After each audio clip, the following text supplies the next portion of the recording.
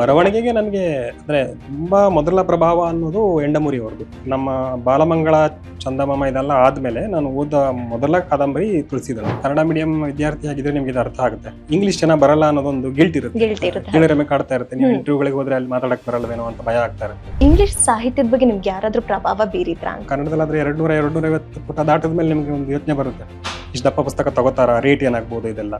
ಆದ್ರೆ ಇಂಗ್ಲಿಷ್ನವ್ರಿಗೆ ಆ ಸಮಸ್ಯೆ ಇಲ್ಲ. ಉತ್ತರ ಕನ್ನಡದಲ್ಲಿ ನಿಮ್ಗೆ ರವಿ ಬೆಳಗೆರೆ ಅವ್ರ ಪ್ರಭಾವ ಜಾಸ್ತಿ ಇದೆ. ಹಾರರ್ ಜಾನರ್ ಅನ್ನು ಯಾಕೆ ಚೂಸ್ ಮಾಡ್ಕೊಂಡ್ರಿ ಅಂತ? ಇಲ್ಲಿವರೆಗೂ ಬೆಡ್ಶೀಟ್ ಬಳಕೆ ಮಾಡಿಕೊಂಡು ಹಾರರ್ ಟಾಪಿಕ್ ಬಂದಿಲ್ಲ. ಅತಿಮಾನುಷ ಕಾದಂಬರಿಯ ಕಥಾವಸ್ತು ಏನಿದೆ ಅದು ಅಜ್ಜಿ ಕಥೆಗಳಿಂದ ಬಂದಂತಹ ಒಂದು ವಸ್ತುನ, ಅಥವಾ ನೀವೆಲ್ಲಾದ್ರೂ ಕೇಳಿದಂತಹ ಕಥೆಗಳ, ಅಥವಾ ನಿಮ್ಮ ಒಂದು ಅನುಭವಕ್ಕೆ ಬಂದಂತಹ ಘಟನೆಗಳ? 5 ಮೂಲೆ ಮನೆ ಅನ್ನೋದು ನನಗೆ ಸರಿಯಾಗಿ ಏನಂತ ಗೊತ್ತಿಲ್ಲ. ಅದು ಅಂದ್ರೆ ಅದು ಯಾಕೆ ಹಾಗಂತಾರೆ ಅಂತ. ಬಟ್ ಆ ಮನೆಯಲ್ಲಿ ಕೆಲವು ನೆಗೆಟಿವ್ ಎನರ್ಜಿ ಅಂತೀವಲ್ಲ, ಆ ಥರದ ಒಂದು ಅನುಭವ ನಮ್ಮ ಇಡೀ ಕುಟುಂಬಕ್ಕಾಗಿದೆ. ಅತಿಮಾನುಷ ಕಾದಂಬರಿಯಲ್ಲಿ ಪರ್ವ ಅನ್ನುವಂಥ ಒಂದು ಕ್ಯಾರೆಕ್ಟರ್ ಬರುತ್ತೆ. ಆ ಒಂದು ಹೆಸರಿನ ಹಿನ್ನೆಲೆ ಏನಾದ್ರೂ ಇದೆಯಾ? ನನಗೆ ಸ್ಪಷ್ಟವಾಗಿ ಏನೋ ಒಂದು ಆಕೃತಿ ಕಂಡಿದೆ. ಸೊ ಅಗೇನ್ ಇದನ್ನ ಯಾವ್ದು ನೀವು ನಂಬಬೇಕು ಅಂತ ಇದು ನನ್ನ ಅನುಭವ.